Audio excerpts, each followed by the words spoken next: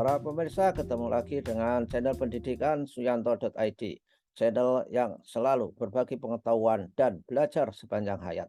Dukung kami supaya tetap eksis dengan cara klik subscribe. Jika Anda semua merasa channel ini adalah bermanfaat untuk Anda semua. Halo para mahasiswa, dosen muda dan dosen tua, dan juga siapa saja. Kali ini kita akan berbagi mengenai tema payungnya adalah penelitian eksperimen. Lalu tema khususnya pada hari ini adalah bagaimana cara kita membuat kelompok-kelompok dalam sebuah eksperimen supaya eksperimen kita itu memiliki validitas eksternal yang tinggi.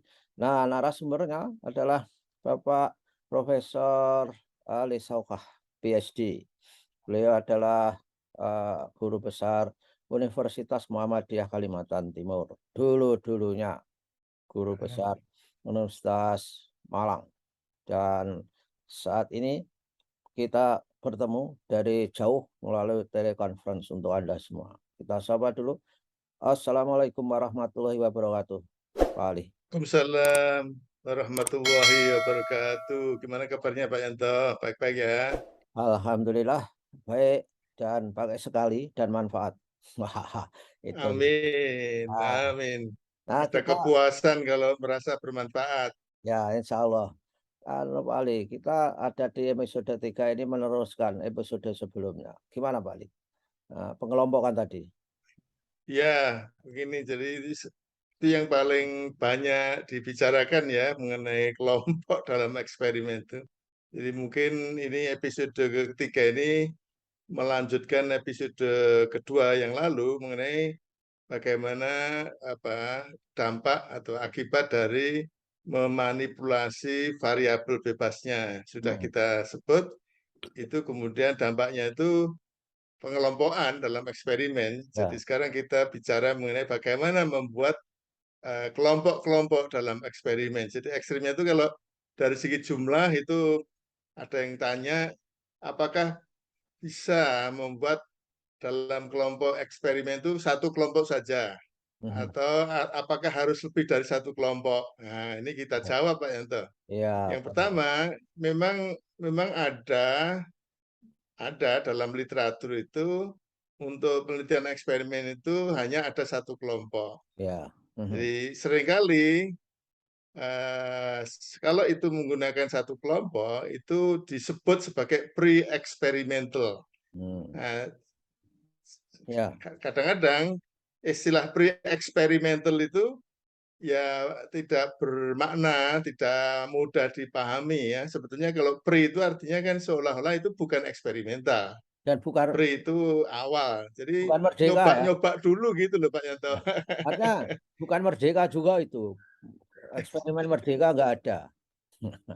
Itu ya pre-eksperimental itu artinya nyoba-nyoba dulu. Oke, Jadi ada juga eksperimen itu satu kelompok. Jadi biasanya kalau satu kelompok itu yang terkenal ada pretest, ada post-test, ya, ya itu. mhm, Tapi itu lemah ya Pak Yanto, karena pada dasarnya itu kan harus menghasilkan ya, temuan yang menunjukkan bahwa yang dieksperimenkan itu baik ya. Tapi baik itu artinya relatif, ya, lebih baik atau tidak dengan yang sudah ada. Kalau yang sudah ada kalau yang sudah ada itu lebih baik, kenapa harus menggunakan yang baru? Ya, gitu. Jadi ya, kalau kelemahan pokok dari pre-eksperimental yang hanya melibatkan satu kelompok saja, itu tidak bisa dibanding-bandingkan. Tidak ada kelompok bandingan, itu Pak Yanto. ah, iya, Jadi sebetulnya ya boleh dibilang ya minimal dua kelompok lah. Nah, dua kelompok ini apakah sudah pernah kita bicarakan juga, apakah itu berarti juga harus terdiri atas ya, terdiri atas kelompok eksperimen dan kelompok kontrol.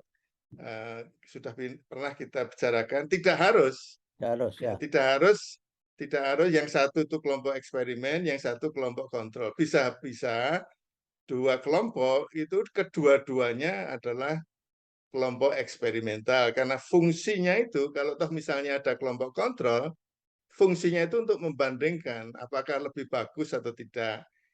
Jadi kalau kemudian dua kelompok itu dua-duanya adalah kelompok eksperimental, maka eksperimental A dan B mana yang lebih baik gitu. Mhm. Nah, tetapi bisa juga lebih dari dua, gitu. Ya, Nah, nah, sekarang pertanyaan berikutnya tentang ini bagaimana mengelompokkan 2, 3, dan seterusnya itu Pak Yanto. Ya, paling sebelumnya eh, bertanya saya mahasiswa. Jadi ini kan harus clear mengenai kelompok pembanding dan kelompok kontrol. Kelompok kontrol itu juga untuk membandingkan, tapi didesain dengan sengaja untuk mengendalikan. Apa bedanya yang hakiki? ya betul Pak Yanto. Jadi sebetulnya memang fungsi yang biasa disebut dengan kelompok kontrol itu juga untuk pembanding. Jadi Hmm. artinya kelompok yang eksperimental itu perlu dibandingkan dengan kelompok lain. Ya, Hmm. biasanya disebut yang lain itu sebagai pembanding itu disebut kelompok kontrol karena kelompok kontrol itu biasanya menggunakan treatment perlakuan yang sudah selama ini Oke, digunakan, sudah oke. banyak diketahui gitu. Tetapi kalau kemudian ada dua kelompok itu dua-duanya eksperimental, perlakuan yang digunakan untuk dua-duanya itu belum diketahui hasilnya seperti Oke. apa.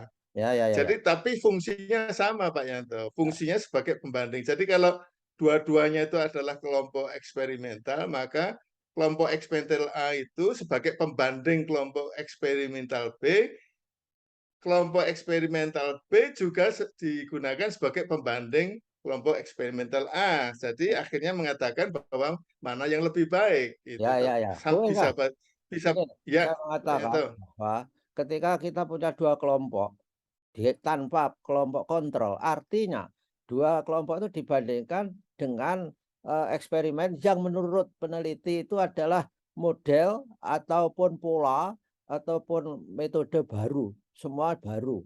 Kemudian kalau ada kelompok kontrolnya itu dibandingkan dengan praktek-praktek yang konvensional.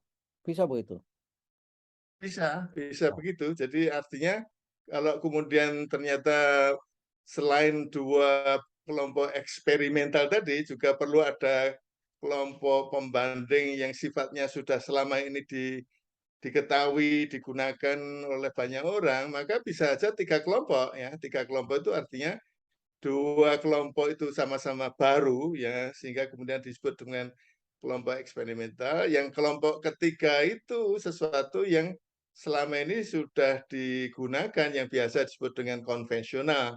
Hmm. Tapi saya sendiri punya catatan Pak Sianto tentang istilah konvensional itu karena yang konvensional itu aja kan bervariasi, beragam. Yang mana gitu itu juga perlu Ya, ya, diklasifikasi, dispesifikasi. Sebetulnya kelompok konvensional itu metodenya apa, barangnya apa gitu. ya, Jadi ya, bisa bisa lebih dari dua kelompok dan kemudian salah satu kelompoknya itu tetap menggunakan kelompok yang konvensional gitu. ya, ya, ya, ya. Begitu Pak Yanto. Ya, dan saya kira tidak saja quote unquote dalam mindset kita kelompok konvensional, tapi hal-hal lain yang diperkirakan mempengaruhi terhadap cause effect dari eksperimen. Misalkan iklim kelas, misalkan motivasi orang, itu kan bisa sebagai kelompok kontrol itu saya kira. Iya Pak Yanto, itu hal lain Pak Yanto. Jadi sebetulnya kalau boleh saya ingatkan, dalam definisi eksperimen itu ada tiga aspek ya. Aspek pertama itu bagaimana memanipulasi variabel bebasnya. Kemudian aspek kedua Mhm. itu bagaimana melihat dampak dari perlakuan yang beda-beda tadi terhadap variabel dependennya. Oke. Setelah, ini yang ketiga ini, setelah dilakukan pengendalian terhadap variabel yang lain, Mhm. jadi variabel yang lain agar tidak ikut mempengaruhi variabel Ya, eh, oke. apa namanya Oke. terikatnya gitu. Oke, Jadi oke. itu artinya ada dua istilah Pak Yanto. Hmm. Istilah kontrol ini ada dua istilah, yaitu kelompok kontrol, dan yang kemudian aspek ketiga itu variabel kontrol gitu ya, controlling variables, Hmm. variabel yang mengendalikan, Hmm. yang kemudian agar kemudian variabel yang berpotensi bisa mempengaruhi itu dikendalikan agar tidak mempengaruhi. Nah, ini kita bicarakan nanti, Pak Oh ya, ya, Yanto, ya. khusus khusus Ya. mengenai variabel variabel kontrol itu kita bahas lagi. Yang kita bahas sekarang ini kelompok kontrol, bukan bukan variabelnya. Itu Pak Oke, Yanto. oke. Ya, ya. Ya. Oke, I got it. Ya. Oke, boleh saya lanjutkan Pak Yanto? Ya, ya. Pertanyaannya adalah bagaimana individu-individu itu dikelompokkan. Jadi misalnya kalau tadi Pak Yanto sebut sampel ya. Mhm. Jadi ada sampel, yang sampel ini kemudian kalau kita memastikan berapa kelompok eksperimen, apakah ada juga kelompok kontrolnya, kelompok Mhm. yang selama ini menggunakan hal-hal yang sudah lazim digunakan, ya yang biasa disebut dengan kelompok perlakuan konvensional. Ini bagaimana membagi individunya. Pertanyaan yang paling ekstrim gini Pak Yanto, Hmm. apakah harus beda orang-orangnya, subjeknya? Hmm. Misalnya katakanlah kalau kita punya dua kelompok, apakah kelompok satu itu orangnya harus beda dengan kelompok dua? Nah, Hmm. ini jawabannya tidak mudah loh Pak Yanto. Ini menjelaskannya juga tidak mudah. Ya, ya, ya. Jadi yang disebut kelompok itu Pak Yanto belum tentu kelompok individu Pak Yanto. Ya. Ya. Jadi artinya kalau metode mengajar misalnya itu, kalau metode mengajar kemudian bagaimana itu dilihat dampaknya terhadap hasil belajar, itu individu kelompok A dan kelompok B harus beda Pak Yanto. Ya. Jadi misalnya katakanlah ada 100 orang atau berapalah 50 orang. Nah, 50 orang ini dibagi dua secara random gitu. Hmm. Nanti kita bicarakan lagi itu bagaimana random itu dilakukan agar kemudian dua kelompok itu akan menjadi 25 orang kelompok A dan 25 orang kelompok B, dan kemudian mereka itu bagaimana caranya agar pada awal eksperimen itu sama, Ya. sehingga kalau toh misalnya nanti berbeda itu bukan karena awalnya sama. Nah, itu yang tadi saya katakan, kalau yang digunakan perlakuan yang digunakan itu dalam metode, maka kemudian harus ada individu yang beda antara kelompok A dan kelompok B. Ya. Tapi bisa terjadi individunya itu sama, Pak Yanto. Ya, ya. Jadi oleh Oke. karena itu Oh. saya menyebut dalam bahasa Inggris ya, misalnya menggunakan dua kelompok, two groups, bukan two groups of individuals. Hmm. Kalau tentang metode tadi itu two groups of individuals, dua Oke. kelompok individu. Ya. Tapi kalau kemudian menggunakan individu yang sama, Pak Yanto, Nah. individu yang sama menghasilkan dua skor yang beda, maka yang saya sebut sebagai dua kelompok tadi itu two groups of scores Oh, tuh. atau two sets of scores. Hmm. Dua kelompok skor yang dihasilkan dari individu yang sama, dan skor itu tadi diperoleh dari perlakuan yang beda pada individu yang sama. Begitu Pak Yanto. Jadi Oh, ini ya, ya, ya, ya. agak tricky juga dari segi kelompok itu, Ah. sehingga Oh. kemudian itu ada yang perlu sangat sangat penting dicatat adalah kemudian bagaimana perlakuan yang beda pada individu yang sama itu tidak campur aduk gitu Pak Yanto. Ya, ya, ya. Nah, itulah mungkin untuk yang akan datang Pak Yanto, kita perkenalkan ada dua, ini banyak tidak dibahas di buku-buku, Ya. itu dampak jangka pendek atau dampak jangka panjang. Kalau dalam bahasa Inggrisnya long term Term. effect atau short term effect. Jadi kalau boleh saya contohkan, itu satu contoh saja, nanti kita kembangkan lagi di episode berikutnya. Ya. Dalam Pak Yanto kan penulis, yang penulis produktif lah gitu ya. Hmm. Pak Yanto bisa membandingkan apakah Pak Yanto bisa menghasilkan tulisan yang sama pada dua kondisi yang beda. Pada waktu ngantuk dipaksakan nulis, Hmm. pada waktu segar kemudian menulis, itu Ya, hasilnya sama enggak? Itu ya, kan ya, masalah hasil, masalah mutu tulisan, bukan kemampuan Pak Yanto. Kalau kemampuan Pak Yanto kan sama, ya, ya, ya. Oke. dengan kemampuan yang sama, orang yang sama disuruh menulis 2 kali, tapi kondisinya beda, kan mutunya bisa beda. Hmm. Nah, Ya. ini yang kemudian contoh dari short term effect.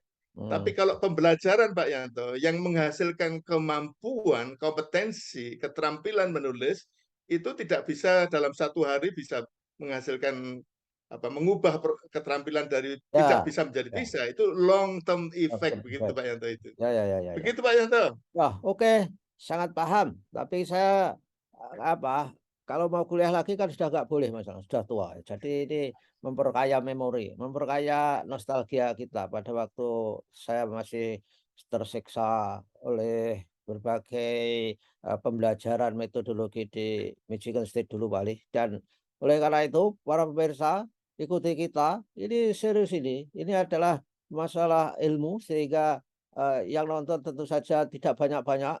Syukur kalau tambah banyak ya happy, tapi ini saya kira selected. Orang yang mau nonton ini memang orang yang motivasinya luar biasa untuk melakukan penelitian eksperimen. Begitu Pak Ali, terima kasih Pak Ali atas kehadirannya di suyanto.id.